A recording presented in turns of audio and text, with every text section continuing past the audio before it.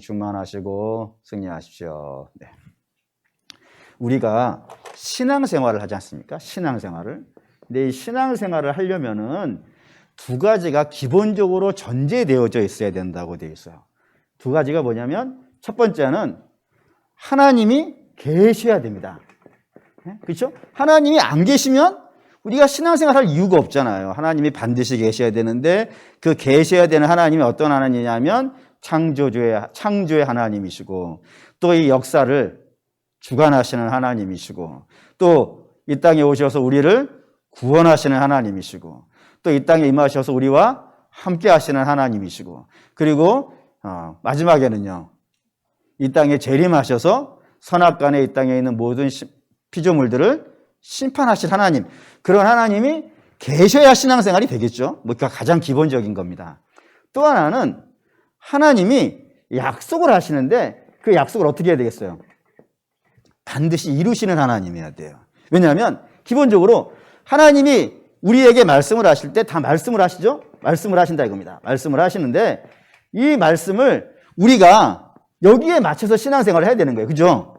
하나님 말씀하시고 이 말씀하신 것에 우리가 신앙을 맞춰가야 되는데 이 말씀이 어제 오늘이 다른 거예요. 아침 저녁이 다르고 상황이 다르고 이랬다 저랬다고 왔다 갔다 하면 이걸 맞출 수 있겠어요? 없겠어요?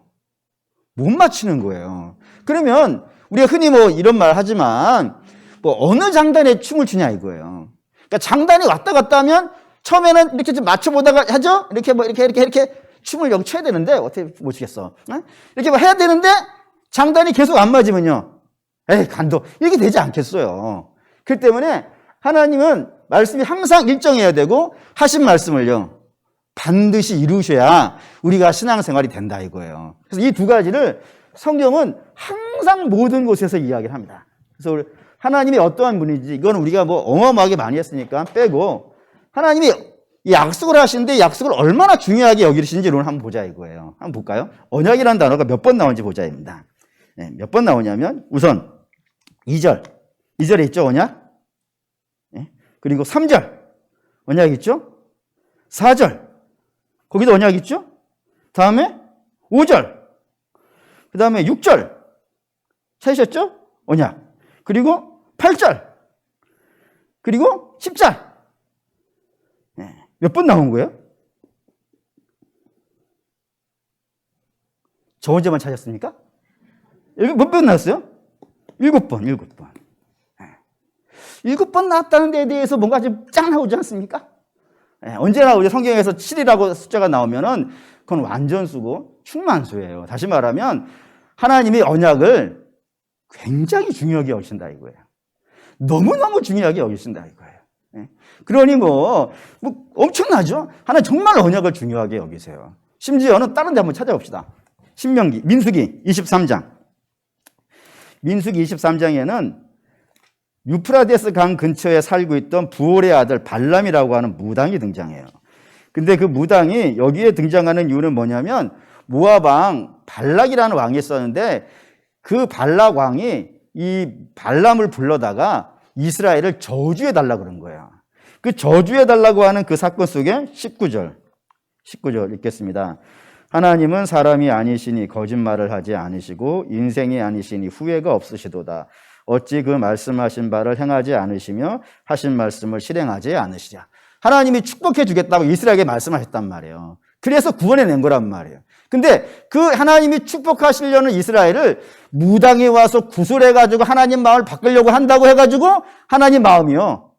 바뀌지 않는다 이거예요. 한번 내가 이스라엘을 복을 준다라고 말씀을 했다면요. 그거를 바꿀 자가 없다 이거예요. 나는 거짓말하지 않아. 내가 한 번 복을 준다고 얘기했으면 그것이 무슨 일일 수도 이룬다라고 하는 뜻이고 좀 더 가볼까요? 호세아 6장 3절. 호세아 6장 3절. 거기에도 하나님 약속이 등장을 합니다. 호세아 6장 3절.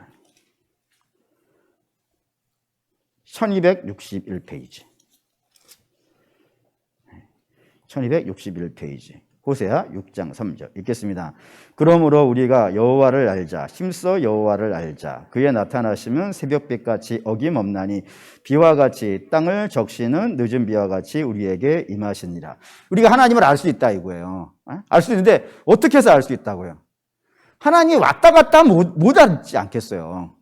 하나님이 이랬다 저랬다 하는 분이고 하신 말씀을 이루지 아니하시고 뭐 약속을 이리저리 번개하고 그러는 분이라면은 우리가 하나님을 알 수가 없어요. 근데 하나님은 일정하다 이거예요. 동쪽에서 해가 뜨는 것처럼 새벽에 동쪽에서 해가 이쪽에서 뛰어오르는 것처럼 하나님은 항상 똑같다 이거예요. 하신 말씀을 절대로 바꾸는 일이 없는 그런 하나님이라는 겁니다. 좀 더 가볼까요? 히브리서, 야고보서 1장. 히브리서 뒤에 야고보서 1장 17절. 야고보서 1장 17절. 286페이지 신약성경 1장 17절 읽습니다. 온갖 좋은 은사와 온전한 선물이 다 위로부터 빛들의 아버지께로부터 내려오나니 그는 변함도 없으시고 회전하는 그림자도 없으시니라. 하나님 변하지 않는다고 아예 써놨어요. 회전하는 그림자도 없다고요. 그림자는 해에 따라서 바뀌는 것 아니겠어요. 해가 위에 있으면 그림자가 짧아지고 옆으로 길게 있으면 이쪽으로 길게 가 있고 이쪽에 해가 있으면 이쪽에 가 있고 항상 해에 따라서 움직이는 게 그림자잖아요. 근데 하나님은 그런 상황과 환경과 여건에 따라서 당신의 모습이요 바뀌지 않는다 이거예요. 항상 동일하다 이겁니다. 뿐만 아니라 하나만 더 가보죠. 요한계시록 마지막에 1장 요한계시록 1장 8절.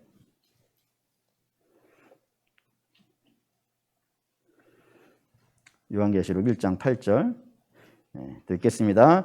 주 하나님이 이르시되 나는 알파와 오메가라. 이제도 있고 전에도 있었고 장차 올 자요 전능한 자라 하시더라 라고 얘기해요. 하나님은 알파라는 헬라어의 첫 번째 글자예요. 그리고 오메가는 헬라어의 마지막 글자예요. 그렇기 때문에 하나님은 처음과 끝이 어떻다는 거예요? 똑같다 이거예요. 시종일관 한번 이렇게 결정하셨다 그러면 그것이 도중에 와서 이렇게 바뀌고 변개되어지고 하는 것 없이 항상 일정하게 한번 결정하셨으면 끝까지 이루시는 분이다라고 하면서 하나님의 약속을 이렇게 설명을 한다 이겁니다. 이게 굉장히 중요하다 이거예요. 그럼 여러분 중에 그게 뭐가 중요해서요? 뭐 하나님 뭐 약속 뭐 지키는 거 우리도 잘 지키는 건데 뭐 이런 식으로 생각하시면 안 됩니다. 왜냐하면 하나님에게 있어서 약속이라는 것은 그냥 단순히 신실하다 정도의 의미가 아닌 거예요. 뭐 예를 들어 봅시다. 아브라함이 있어요. 아브라함이 있는데 하나님이 아브라함에게 내가 너에게 아들을 주겠다라고 나타나신 나이가 75세예요. 75세에 내가 너로 하여금 큰 민족을 이루겠다고 약속을 하셨어요. 그리고 그 약속을 이루기 위해서 첫 번째 아들을 주시는데 그 아들이 이삭인데 이삭이 몇 살에 태어나요? 100살에 태어난단 말이에요. 그러면 하나님의 약속을 이루시는 여기까지가 몇 년이 걸린 거예요? 25년. 길어요, 짧아요? 길어요? 강산이 2번 바뀌고 두 번 반 요즘으로 말하면 거의 뭐 매년 바뀌니까 25번 바뀐 거예요. 어마어마하게 긴 시간이에요. 그래서 이 긴 시간이니까 변수가 있겠어요, 없겠어요? 어마어마하죠. 예를 들어 전쟁도 있었어요. 그리고 살 곳도 없어가지고 이리저리 헤매기도 했단 말이에요. 부인을 빼앗기기도 했어요. 그리고 다른 아들이 태어나기도 하고 수많은 변수들이 생겨가지고 이삭이 안 태어날 수도 있는 확률들이 여기에 있겠어요, 없겠어요? 엄청 많았다 이거예요. 그런데도 불구하고 이런 모든 변수를 하나님이 극복하시고 결국에 뭘 해내신 거예요? 약속을 이루신 거란 말이에요. 어떻게 해서 이게 가능할까요? 우리는 이 중에 변수 하나만 걸려도 내가 한 약속을 못 지켜요. 그런데 하나님은 그 많은 변수가 있고 그 수많은 어려움이 있었음에도 불구하고 그것을 다 극복하시고 결국엔 약속을 잃어버렸단 말이에요. 어떻게 해서? 당연히 전능하기 때문이에요.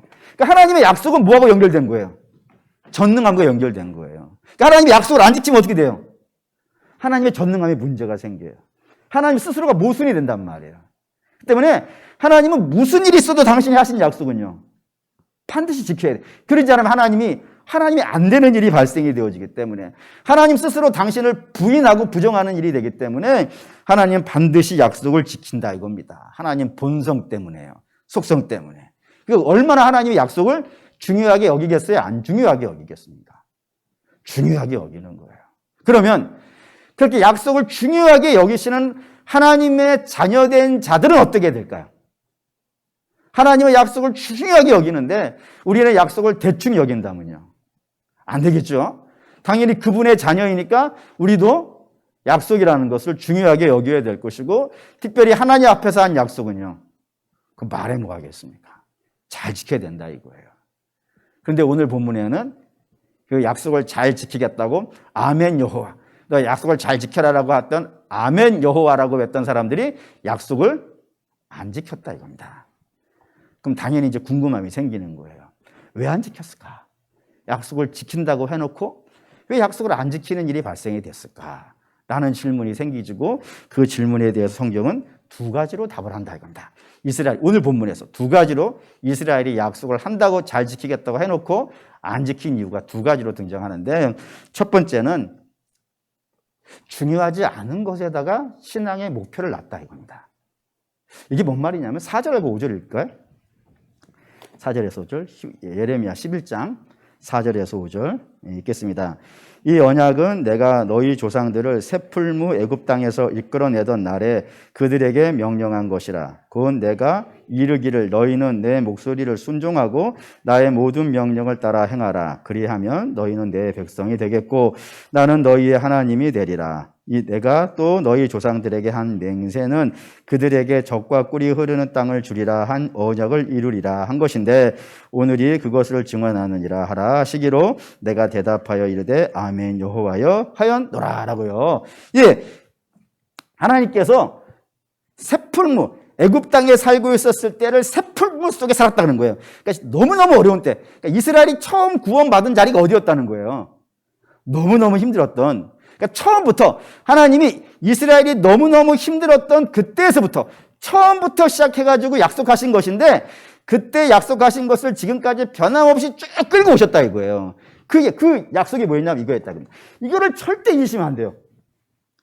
하나님 이스라엘에게 하신 약속, 이걸 절대 간단하게 했을게요. 이거를 하나님이 당신의 명령을 어떻게 하라 그런 거예요? 지켜라, 지켜라, 지켜라, 지키라 그런 거예요. 그러면 어떻게 된다고요?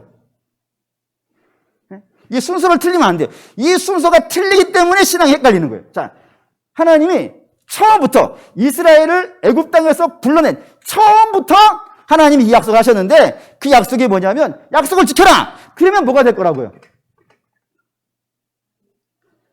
나는 너의 하나님이 되고 너는 내 백성이 되리라. 이게 뭐예요? 관계가 만들어진다 이거예요. 네? 이해되고 있죠? 약속을 지켜라. 그러면 너하고 나하고 아름다운 관계가 될 거야. 그러면 뭐예요?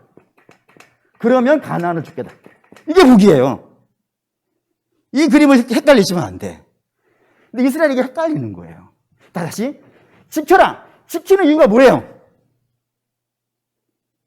복이에요? 이 점프하면 안 된단 말이에요. 지금 우리가 약속을 지키는 이유는 뭐냔 말이에요. 하나님과의 관계를 맺기 위함이란 말이에요. 네? 이게 중요해. 이게. 근데 이스라엘은 이게 안 중요한 거예요. 이게 중요한 거예요. 이게 점프해서 하나님 말씀을 지키는 것을 단순히 복받는 차원으로 생각했단 말이에요.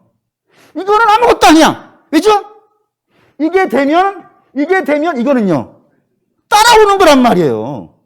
네? 안 와도 돼. 하나님의 아버지인데 뭔 걱정이에요? 안 그렇습니까? 전능하다 그랬잖아요. 그러니까 하나님과 우리가 아름다운 관계가 있는 게 목적이에요. 이 말씀을 지키는 이유는, 근데 이스라엘이 이걸 뺐단 말이에요. 뭐에 목적을 하기 위해서? 복에다 목적을 하기 위해서. 근데 여러분 생각해 보세요. 이 땅에서 나한테 복 주겠다고 하는 게 많아요, 적어요? 어마어마하게 많아요. 이렇게 해봐, 이러면 복 받을 거야. 이렇게 해봐, 이러면 복 받을 거야. 우리에게 복을 약속하는 것이 이 세상에 얼마나 많아요. 그러니까 보세요. 여기 이렇게 나와 있죠. 보시죠. 11장 13절 읽을게요. 유다야, 내 신들이 내 성읍의 수와 같도다. 너희가 예루살렘 거리의 수대로 그 수치스러운 물건의 제단, 그 바알에게 분향하는 제단을 쌓도다. 이스라엘에 신이 마을만큼 많대요. 왜요? 나한테 사실 걔네들이 복을 줄 수도 없고, 그리고 설사 준다 그래도 그건 진짜 복이 아니란 말이에요. 근데 나한테 복을 약속하는 것들이 너무 많단 말이에요. 그래서 그걸 다 갖다 놓은 거예요, 다 갖다가. 그걸 따라 사는 거예요, 지금. 그랬더니 약속이 어떻게 됐다는 거예요. 하나님 약속이 깨져버리더라, 이거예요. 하나님 중심으로 살아야 되기로, 관계를 갖기로, 하나님과 아름다운 관계를 갖기로 했는데, 하나님을 빼고 복 따라갔더니 하나님과 관계가 무너져 버렸다, 이거예요. 근데 이게, 사단도 그래. 이게 사단의 전술인 것 같아요. 사단이, 이게 나쁜 게 아니란 말이에요. 왜 나쁘겠어요? 그런데 반드시 이거를 통해서 나와야 된단 말이에요. 근데 이걸 자꾸 빼고 여기에다가 집중하게 하는 게 사단의 전략이란 말입니다. 보시죠. 예수님께도 그런단 말이에요. 마태복음 4장. 4장에 예수님을 시험하는 장면이 등장해요. 4장 8절 9절. 4장 8절 9절. 마태복음 4장 8절 9절 읽겠습니다.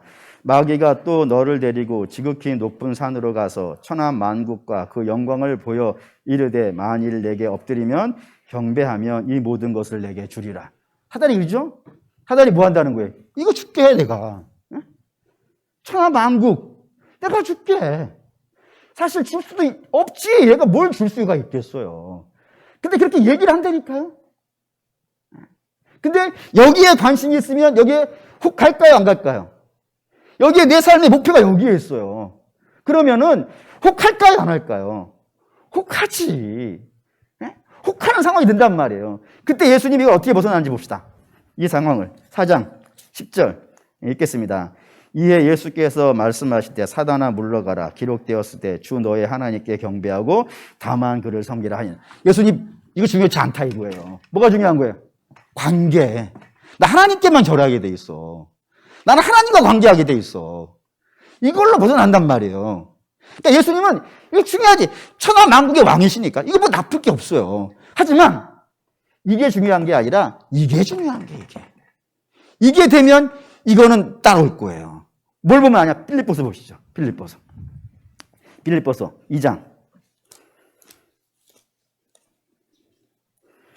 빌립보서 2장. 예.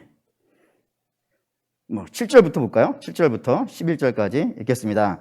오히려 자기를 비워 종의 형체를 가지사 사람들과 같이 되셨고 사람의 모양으로 나타나사 자기를 낮추시고 죽기까지 복종하셨으니 그 십자가에 죽으심이라. 관계죠? 하나님과의 관계. 하나님 명에 순종했단 말이에요. 그러자 9절 읽겠습니다. 이러므로 하나님이 그를 지극히 높여 모든 이름 위에 뛰어난 이름을 주사 하늘에 있는 자들과 땅에 있는 자들과 땅 아래에 있는 자들로 모든 무릎을 예수의 이름에 꿇게 하시고 모든 입으로 예수 그리스도를 주라 시인하여 하나님 아버지께 영광을 돌리게 하셨느니라. 따라와 이거는. 복은 우리가 하나님과의 관계가 잘 되어져 있으면 하나님이 우리가 생각하고 있는 것보다 더 놀랍고 더 충만하고 더 대단한 걸로 주실 거예요. 그러니 여기다가 목표를 두지 말고 죽기까지 순종하는 이 관계에다가 신앙의 포인트를 둬야 된다 이거예요. 그래서 예수님이 마태복음 6장에 이렇게 말씀하시는 거예요. 6장. 마태복음 6장. 마태복음 6장. 6장 33절. 33절. 예. 읽겠습니다. 너희는 먼저 그의 나라와 그의 일을 구하라. 그리하면 이 모든 것을 너희에게 더하시리라. 여기 모든 것이 뭘까요? 이 모든 것. 31절이에요. 31절 읽을까요? 그러므로 염려하여 이르기를 무엇을 먹을까, 무엇을 마실까, 무엇을 입을까 하지 말라. 먹을 것, 마실 것, 입을 것. 우리가 복이라고 하잖아요, 이거를.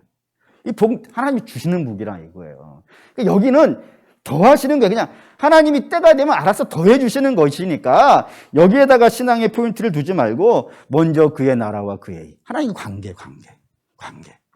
하나님의 관계 안에 거하라 이거예요. 하나님 안에 관계 안에 거하면은 나머지는 하나님이 알아서 하시니까 너희의 신앙의 목표는 하나님과 아름다운 관계에 들어가는 거예요. 이게 신앙의 목표에 되는데 이스라엘은 이 관계를 빼고 그냥 복만 쫓아다니는 인생이 됐다 이거예요. 그랬더니 하나님과의 관계가요 무너져 버렸고 저들은 무너진 결과 이제 망하는 일만 남았더라 이겁니다. 그러니까 우리도 예수님에게 사단이 와서 이렇게 유혹을 했다 그러면은 우리에게는 어떻게 하겠어요? 우리에게도 자꾸 우리의 시선을 하나님과의 관계에 두는 것이 아니라 자꾸 눈앞에 있는 이런저런 복에다가 마음을 뺏기게 해가지고 그게 되면 좋고 그게 안 되면 실망하고 이런 관계를 묶어놓는단 말이에요. 근데 때로 하나님은 우리를 사망의 음침한 골짜기를 지나게 하실 때가 있어요. 근데 그것이 망하는 게 하기 위해서 그 길을 가는 게 아니지 않습니까? 하나님이 놀라운 역사를 우리에게 이루시기 위해서 때로 그 길을 지나가게 하실 때가 있단 말이에요. 그러니까 이 성공과 복과 이런 것에 신앙을 목표를 두면 그 길을 걸어가는 도중에 다 무너져 버린단 말이에요. 좋을 때는 그냥 뭐 와 기대어주고 안 좋을 때는 다 무너지고 이렇게 신앙생활하면 견디겠습니까? 그러니까 그러지 말라 이거예요. 그러니까 우리는 지금 내가 하나님을 기뻐하고 있고 내가 하나님을 즐거워하고 있고 하나님을 예배하고 있고 하나님을 즐거워하고 있으면 여러분들은 이미 복 안에 들어가 있는 거예요. 복 안에 있는 거예요. 아멘 되시나요? 아멘 하셨으면 좋겠어요. 지금 여러분이 복 안에 있는 거예요. 나머지는 하나님께서 아름다운 하나님의 계획에 따라서 착착착착 응? 할렐루야. 아멘을 하면은 뭐 참 좋겠는데 응? 물론 여러분 마음속에서야 뭐 뜨겁게 아멘 하시겠지 뭐 너무 감동적이었어요. 응? 그러면서 어쨌든 좋다 이겁니다. 그러니까 여러분 우리는 이 밤에 모이신 분들은 중요해요. 가치 없고 쓸데없다는 거 아니에요. 근데 우리는 여기에 거하시면 돼요. 여기에 거하면 이거는요 따라와요. 걱정하지 마세요. 그런 믿음이 저와 여러분에게 있으시기를 주의 이름으로 부탁드립니다. 두 번째, 이스라엘이 하나님 약속을 깨버린 이유가 11절에 등장해요. 11절 읽겠습니다. 그러므로 나 여호와가 이같이 말하노라. 보라 내가 재앙을 그들에게 내리리니 그들이 피할 수 없을 것이라. 그들이 내게 부르짖을지라도 내가 듣지 아니할 것인지라고 하면서 하나님께서 뭐를 얘기하시냐면 재앙을 이야기하시는 것. 하나님 심판을 얘기하고 저주를 이야기하는 장면을 성경이 그대로 쓰고 있다 이겁니다. 이게 굉장히 중요해요. 하나님이 복을 이야기하실 때는 복만 이야기하시는 것이 아니라 저주도 같이 이야기하고 있다는 걸 여러분이 절대로 잊으시면 안 돼요. 한번 볼까요? 신명기 28장. 신명기라고 하는 책은 모세가 죽기 직전에 자기는 죽을 거예요.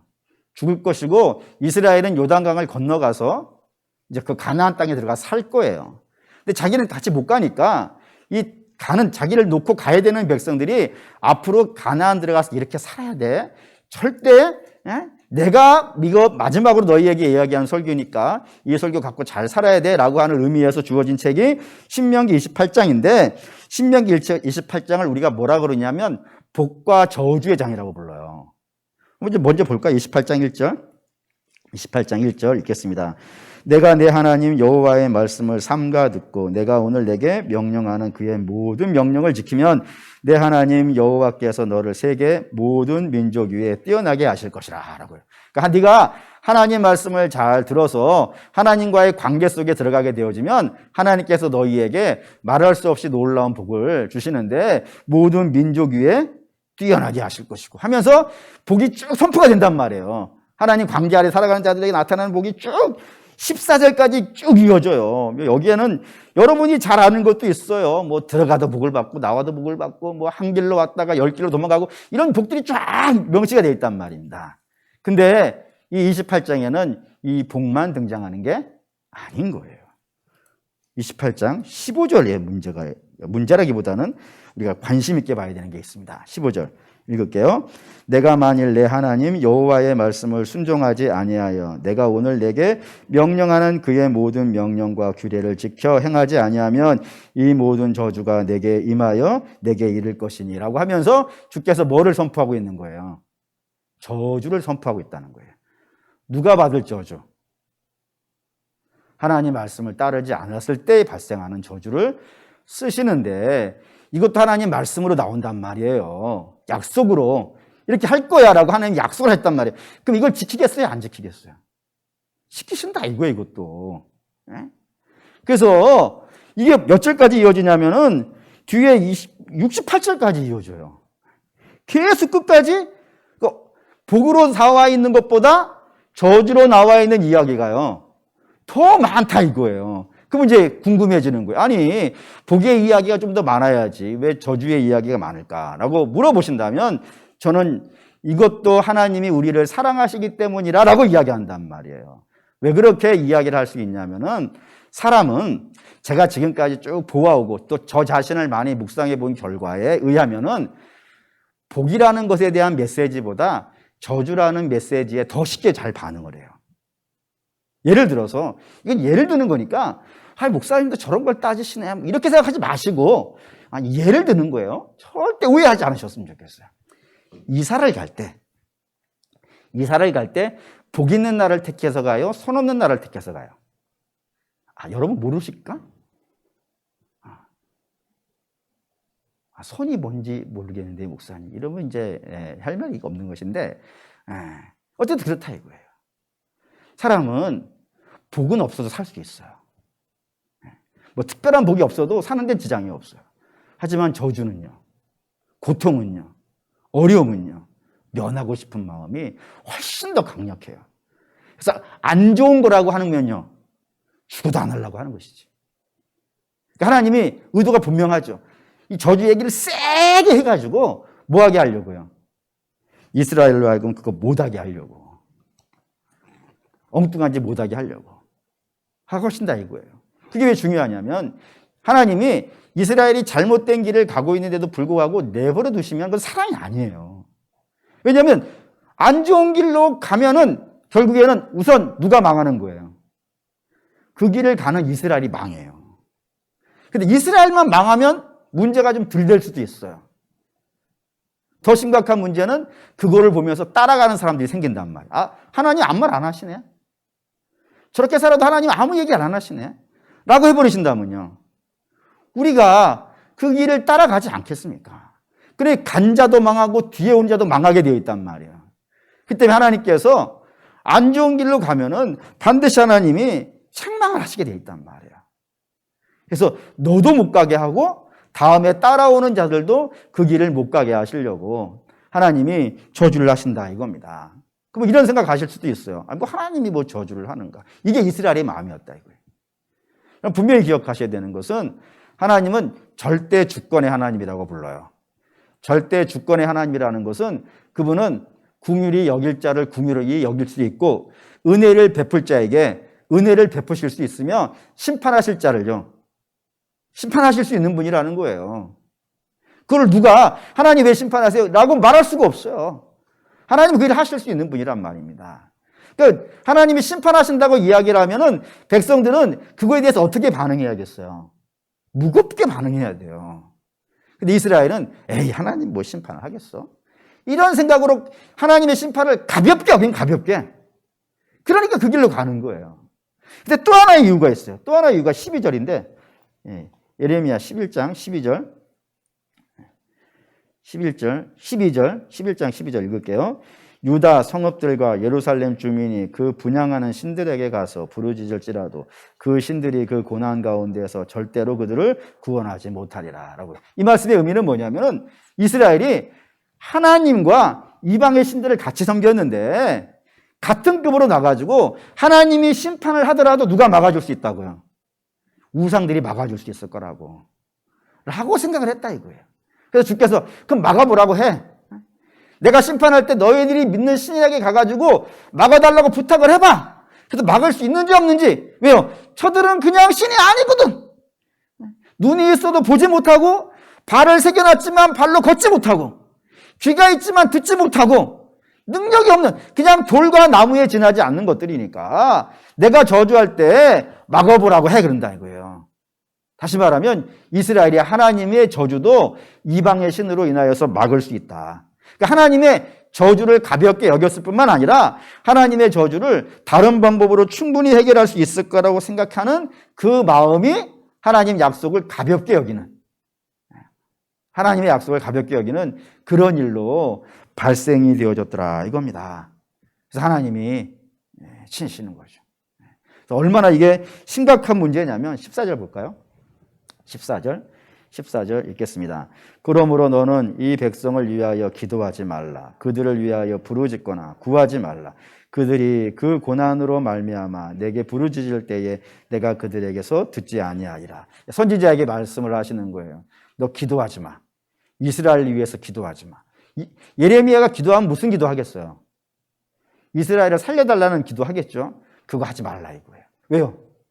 나 이미 마음 정했어. 이스라엘 심판하기로 마음 정했어. 저들은 나하고 이미 관계가 깨졌거든. 심판하기로 마음을 확실히 정했다는 것이 14절이고 또 15절 볼까요? 15절 읽겠습니다. 나의 사랑하는 자가 많은 악한 음모를 꾸미더니 나의 집에서 무엇을 하려느냐? 거룩한 제물고기로 내 고난을 피할 수 있겠느냐? 그때 내가 기뻐하겠느냐? 너희가 내가 심판한다고 해가지고 내 앞에 뭐 적당한 예배상 차려놓고 거기에 음식 잔뜩 쌓아놓고 뭐 기름진 고기 올려놓고 뭐 이렇게 뭐 한다고 해가지고 내 마음 바뀔 것 같지 않아. 내가 한번 정했으니까 너희가 무슨 일을 한다 하더라도 내가 이 심판을 거두지 않을 거야 라고 이야기하기도 하고 하나만 더 보죠. 16절 읽겠습니다.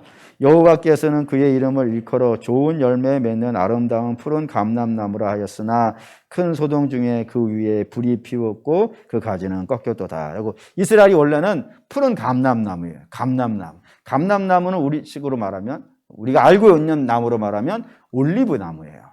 이스라엘에게서 올리브 나무는 우리나라 사람들, 우리나라에서 농부로 일하시는 분들에게 말하면은 소와 같아요. 소. 왜 소와 같다고 얘기하냐면 소는 뿔에서부터 꼬리까지 버리는 게 없어요. 몽땅 다 쓸 수 있는 거예요. 그래서 우리나라 사람들이 소를 그렇게 좋아해요. 근데 그런 것이 이스라엘에게는 감람나무예요. 이파리와 가지와 몸통과 뿌리와 열매와 꽃까지 전부 다 쓸 수 있는 것들이에요. 그러니까 얼마나 영광스럽고 복된 거겠어요. 버릴 게 하나도 없는 영광스러운 것이고, 특별히 열매가 많이 맺히기 때문에 그 열매로 인하여서 뭐 하나님이 뭐 복을 쌓아주시는 그런 이미지를 가지고 있는 것이 그런 감람나무인데, 그 감람나무가 오늘 꺾여버리듯이 너희를 꺾어버리시겠다라고 이야기하신다 이겁니다. 그게 다 뭐 때문이라고요? 관계가 무너졌다 이거예요. 관계가 무너진 것은요, 약속을 지키지 않았다 이겁니다.